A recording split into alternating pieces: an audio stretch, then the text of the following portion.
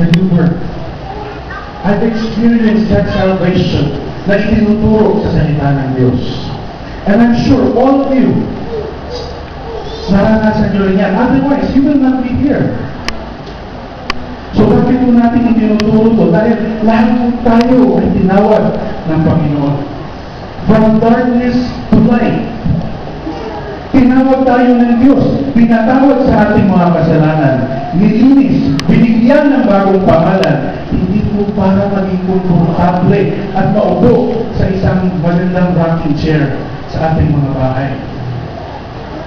Ang kaligtasan po ay may kalakip na responsibilidad.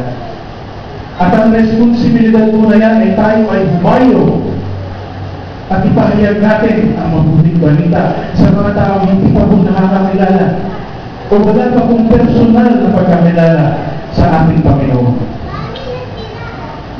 If you haven't realized it up until now, my goodness, we have such a great privilege na ipahayag po ang Ebanghelyo. We have the great privilege to share the Word of God, to share salvation to people.